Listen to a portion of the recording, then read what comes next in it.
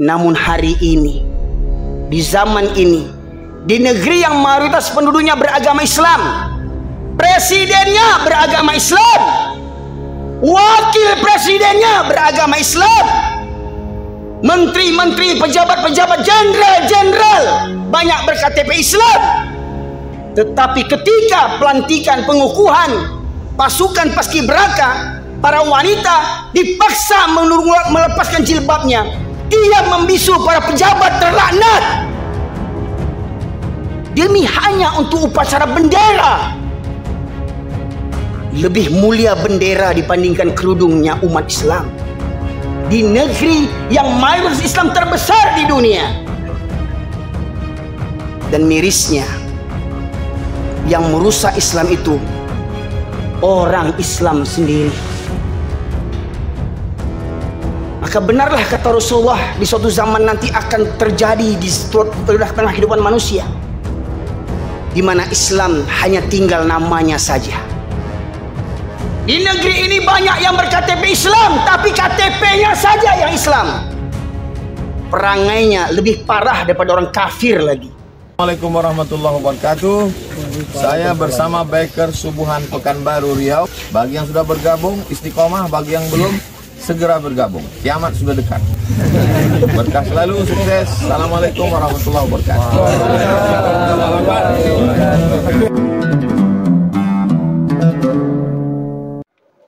Alhamdulillah, nahmaduhu wa nasta'inuhu wa nastaghfiruh, wa na'udzu billahi min syururi anfusina wa min sayyiati a'malina. Man yahdihillahu fala mudilla lahu wa ma yudlilhu fala hadiyalah. Asyhadu an la ilaha illallah wahdahu la syarika lah, wa asyhadu anna Muhammadan abduhu wa rasuluhu alladzi la nabiyya ba'dah.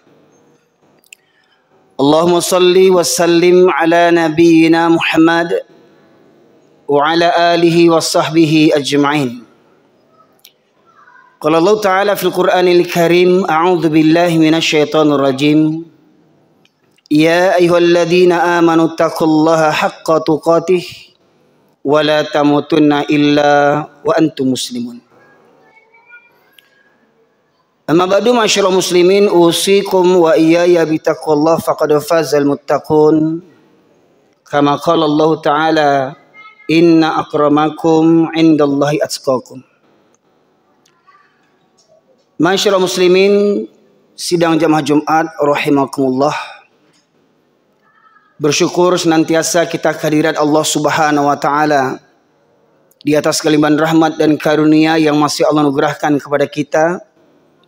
Serta salawat dan salam kita haturkan kepada junjungan kita Nabi besar Muhammad sallallahu alaihi wasallam, yang dengan diutusnya beliau menjadi rahmat bagi seluruh sekalian alam.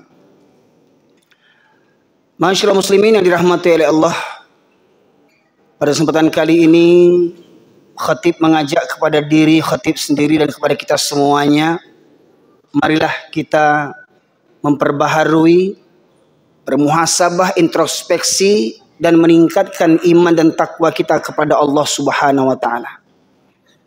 Karena tiada kemuliaan bagi seorang manusia, bagi seorang hamba, bila tiada iman dan takwa.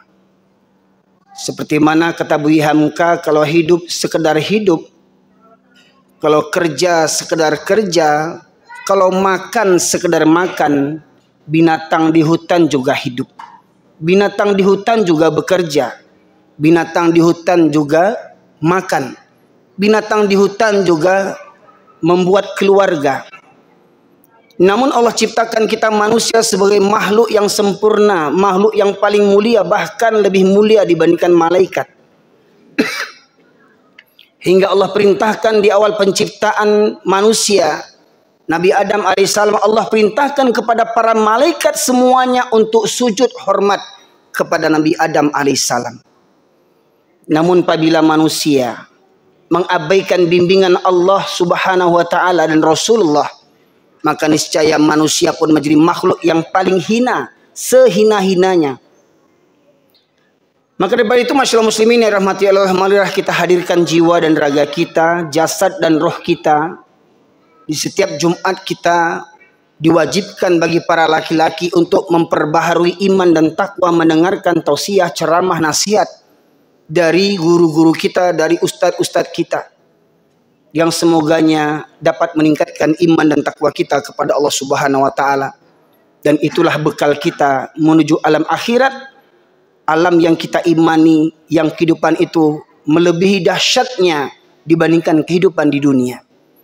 Betapa dahsyat nikmatnya yang tak terbayangkan oleh kita, dan betapa dahsyat pula kengerian neraka jahanam yang tak terbayangkan oleh kita pula.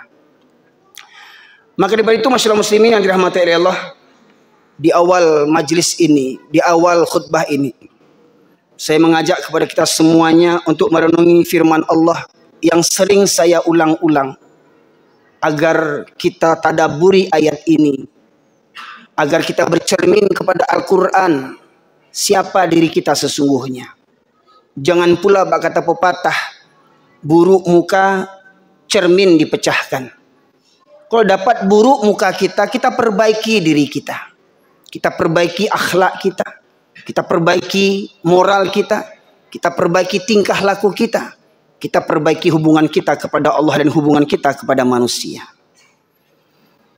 Di dalam surat Al-A'raf ayat 179 Allah berfirman, a'udzubillahi minasyaitonirrajim.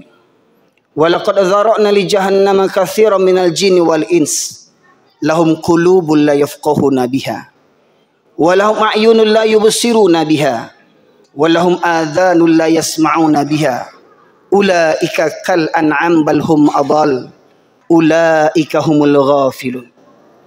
Dan sungguh akan kami penuhkan neraka jahanam banyak dari kalangan jin dan manusia. Mereka yang memiliki hati, tetapi tidak digunakan untuk merenungkan ayat-ayat Allah. Secara zahirnya ayat Allah terbagi menjadi dua, yaitu ayat Qur'aniyah yang kita baca sehari-hari, dan ayat-ayat kauniyah, bak kata orang kita, alam terkembang menjadi guru. Alam yang terbentang ini hendaklah menjadi pelajaran, menjadi guru bagi kita untuk merenungkan kebesaran dan kekuasaan Allah Subhanahu wa taala. Tadi Allah sebutkan dalam surat Al-A'raf 179, orang yang memenuhi neraka jahanam diantaranya yang pertama, orang yang memiliki hati tetapi tidak digunakan untuk merenungkan ayat-ayat Allah. Orang yang punya hati tidak punya rasa takut kepada Allah. Orang yang punya hati tidak ada rasa cinta kepada Allah. Ada orang yang punya hati, mohon maaf masyarakat muslimin, kita tidak usah cerita orang kafir dulu. Kita bercerita tentang kita, tentang orang yang mengaku KTP-nya Islam dan mengaku bertuhankan kepada Allah, yang dia berikrar raditu billahi rabba wa bil islami dina wa bi muhammadin nabiyya wa rasulah. Aku redha Allah sebagai Rabbku, Islam sebagai agamaku, Muhammad sebagai Nabi dan Rasulullah. Benarkah ikrar kita itu tertancap dalam kolbu kita? Kita yakini dalam hati kita, kita ucapkan dengan lisan kita berulang-ulang kali, dan kita buktikan dengan amal perbuatan kita. Masyaallah muslimin rahmati Allah, betapa banyak orang Islam hari ini sholat seminggu sekali. Betapa banyak orang Islam hari ini lebih takut kepada manusia dibandingkan takut kepada Allah. Dan Allah tunjukkan di hari menjelang konon katanya kita bangsa Indonesia merayakan kemerdekaan yang ke-79. Dan ingat, usia 79 itu bukan muda lagi. Semestinya semakin tua bangsa ini semakin tunduk patuh kepada Allah. Tapi apa yang ternyata terjadi? Banyak kaum bangsa ini, khususnya orang-orang yang berKTP Islam, semakin tua semakin kurang ajar dan bejat kepada Allah Subhanahu wa taala. Apa contoh bukti yang Allah tunjukkan kepada kita? Menjelang pelaksanaan pengibaran bendera di IKN, peserta paskibraka yang awalnya para wanita menutup aurat dari 18 provinsi utusan provinsi terbaik, utusan dari provinsi terbaik diutus ke IKN demi untuk mengibarkan sangsaka merah putih. Namun oleh penguasa, oleh pejabat, oleh penasehat kepresidenan, BPIP, Badan Pembina Ideologi Pancasila, yang ketuanya bergelarkan doktor, profesor, yang mantan rektor UIN, Universitas Islam Negeri, membuat keputusan, membuat ketetapan, membuat peraturan bahwasanya pengibar bendera wanita dilarang mengenakan jilbabnya, mengenakan kerudungnya dilarang waktu pengukuhan, hingga tersingkaplah aurat para pengibar bendera wanita yang mewakili 18 provinsi yang KTP-nya beragama Islam. Mari kita lihat sejarah di masa Rasulullah. Seorang wanita muslimah yang sedang berbelanja di kaum Bani Quraisy, Bani Yahudi di Madinah. Namun wanita ini dilecehkan oleh seorang Yahudi. Diikat ujung kerudungnya ketika dia duduk. Kemudian ketika dia berjalan, terlepas kerudungnya, tersingkap auratnya.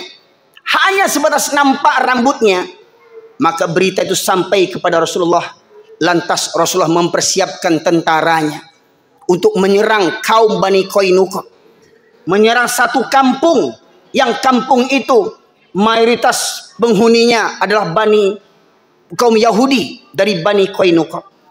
Rasulullah kirimkan tentara yang dipimpin Rasulullah langsung mengepung negeri itu. Untuk apa? Untuk menyerahkan siapa yang berani melecehkan kerudung wanita muslimah. Ternyata Bani Qainuqa, satu kampung itu, membela kaumnya yang menghinakan Islam. Hingga akhirnya kampung itu dikepung beberapa hari.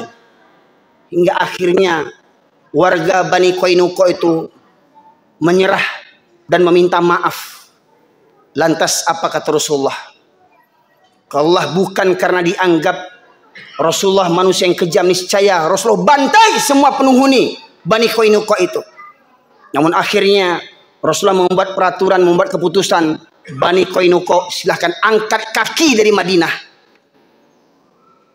Angkat kaki dari negeri Madinah. Diusir hanya karena melecehkan seorang wanita yang tersingkap jilbab kerudungnya. Itu di masa Rasulullah. Betapa mulianya, betapa agungnya Islam di awal kepemimpinan Rasulullah. Dan kemudian terdengar berita lagi di masa Khalifah Mu'tasim Billah. Seorang wanita pula dilecehkan kerudungnya oleh orang-orang Nasrani. Hingga akhirnya sampailah berita itu kepada Khalifah Mu'tasim Billah yang berlainan negara. Lantas Khalifah Mu'tasim Billah mengirimkan tentaranya. Tentara yang pertama sudah sampai di negeri tujuan, sementara tentara yang terakhir masih berada di negeri. Maknanya apa? Seumpamanya kejadian itu terjadi di Australia misalkan, atau di India misalkan. Dari negeri ini Khalifah mengirimkan tentara. Tentara yang pertama sudah sampai ke India, tentara yang terakhir masih bersiap-siap berangkat dari negeri ini. Begitu Mu'tasim Billah menjaga kehormatan kemuliaan Islam ketika seorang wanita dilecehkan. Namun hari ini, di zaman ini, di negeri yang mayoritas penduduknya beragama Islam, presidennya beragama Islam, wakil presidennya beragama Islam, menteri-menteri, pejabat-pejabat, jenderal-jenderal banyak berKTP Islam. Tetapi ketika pelantikan pengukuhan pasukan paskibraka, para wanita dipaksa melepaskan jilbabnya. Dia membisu para pejabat terlaknat demi hanya untuk upacara bendera. Lebih mulia bendera dibandingkan kerudungnya umat Islam di negeri yang mayoritas Islam terbesar di dunia. Dan mirisnya, yang merusak Islam itu orang Islam sendiri. Maka benarlah kata Rasulullah, di suatu zaman nanti akan terjadi di tengah kehidupan manusia, di mana Islam hanya tinggal namanya saja. Di negeri ini banyak yang berKTP Islam, tapi KTP-nya saja yang Islam. Perangainya lebih parah daripada orang kafir lagi. Kalau orang kafir melarang wanita muslimah memakai jilbab, bisa kita maklumi karena dia orang kafir. Ini KTP-nya Islam, mantan rektor, bergelar profesor, doktor. Manusia terlanat. Pertanyaannya, berapa banyak ulama yang peduli? Berapa banyak tokoh-tokoh pemimpin negara daerah yang peduli membela kehormatan beberapa wanita, 18 wanita. Lagak kita cinta pada Rasulullah. Lagak kita cinta kepada Islam. Redha Allah sebagai Tuhan, Islam sebagai agama, Muhammad sebagai Nabi. Tetapi ketika agama kita dilecehkan, berapa banyak di antara kita yang peduli? Bahkan ada orang Islam mengatakan, alah cuma sekedar jilbab saja sih, kenapa sih repot amat? Begitu kondisi umat Islam hari ini. Bahkan ada orang Islam yang mengatakan, cuma sekedar jilbab saja kok. Bayangkan, itulah kondisi umat Islam hari ini, ma'asyiral muslimin.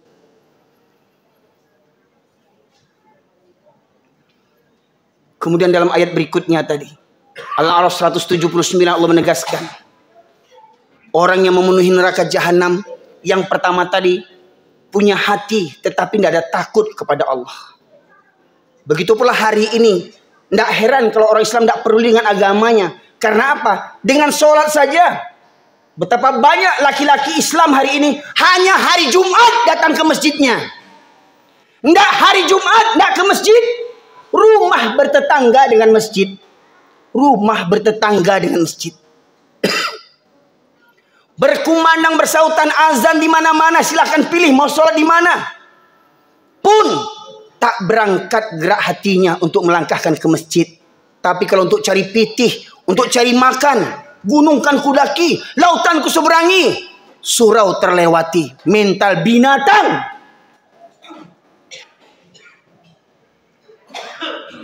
Untuk cari makan mau bersusah-susah. Untuk mempersiapkan hari akhirat, berimankah kita bahwasanya nanti ada hari akhirat, ada hari pertanggungjawaban? Mereka yang punya mata tidak digunakan untuk melihat tanda-tanda kebesaran Allah. Bencana silih berganti di negeri kita ini. Dari gunung Merapi, banjir, longsor, pembunuhan di mana-mana, perampokan di mana-mana, koruptor di mana-mana. Pejabat-pejabat terlaknat yang koruptor. Pezina jadi anggota dewan, penjudi jadi anggota dewan. Pemabuk jadi anggota dewan, jadi pejabat negara. Mau kemana negeri mayoritas Islam terbesar di dunia ini, ma'asyiral muslimin? Ayat berikutnya Allah menegaskan, mereka yang memiliki telinga tetapi tidak digunakan untuk mendengarkan ayat-ayat Allah. Orang yang begini, Al-A'raf 179, punya hati, tidak ada takut kepada Allah. Punya mata, tidak ambil pelajaran. Punya telinga, tidak mau mendengar. Sudahlah datang seminggu sekali, tidak pula konsentrasi. Masuk telinga kanan, keluar lagi dari kanan. Tidak ada yang masuk ke dalam hatinya. Orang seperti ini kata Allah, mereka seperti binatang ternak, bahkan lebih sesat, lebih hina daripada binatang lagi.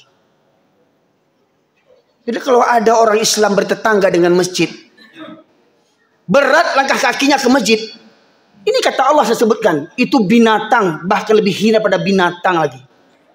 Walau di mata dunia dia dipandang hebat, dipandang kaya, dipandang hebat, sukses, tinggi pangkatnya, tinggi jabatannya, tetapi ketika Allah memanggilnya, Allahu Akbar, Allahu Akbar, as-salatu khairu minan naum, mereka tidak datangi panggilan Allah ini dengan bermalas-malasan. Orang seperti begini kata Allah, mereka seperti binatang, bahkan lebih sesat dan hina daripada binatang lagi. Maka daripada itu masyarakat muslimin, malam nanti kita akan mengadakan mabit, malam bina iman dan takwa untuk tingkat remaja dan umum. Silakan bapak-bapak juga ikut bergabung nantinya. Kita akan tadaburi ayat-ayat Al-Quran. Kemudian kita akan tidur di masjid, iktikaf di masjid, dan jam 3 malam kita akan sholat tahajud berjamaah. Kemudian muhasabah. Kemudian kita mengajak remaja-remaja kita untuk sholat subuh berjamaah.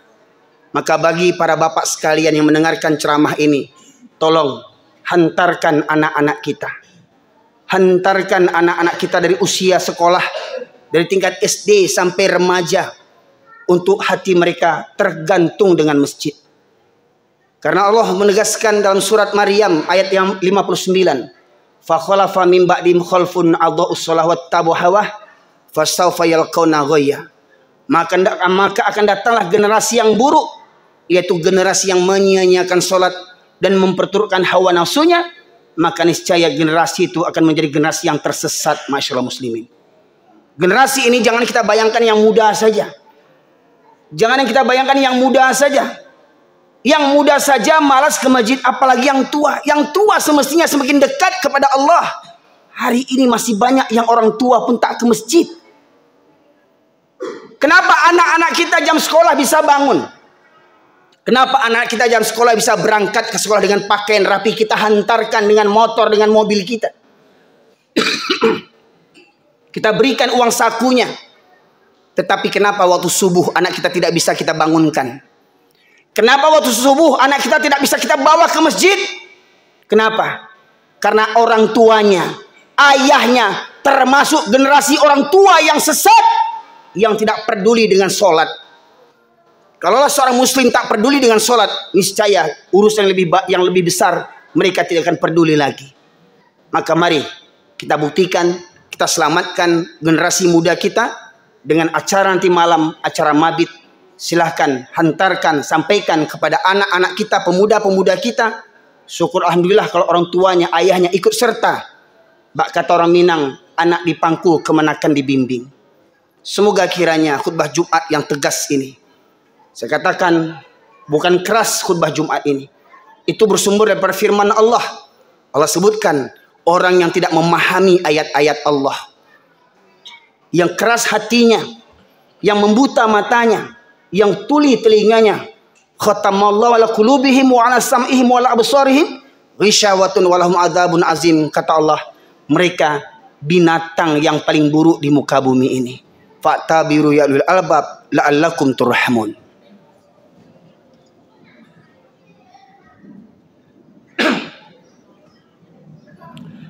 Alhamdulillah alladzi arsala rasulahu bil huda wa dinil haq liyuzhirahu 'ala ad-dini kulli wa kafa billahi syahida. Asyhadu an la ilaha illallah wahdahu la syarikalah wa asyhadu anna Muhammadan abduhu wa rasuluhu alladzi la nabiyya ba'da. Allahumma salli wa sallim ala nabiyyina Muhammad wa ala alihi wa sahbihi ajma'in. Qala Allah Ta'ala fil Qur'anil Karim, a'udzu billahi minasyaitonir rajim.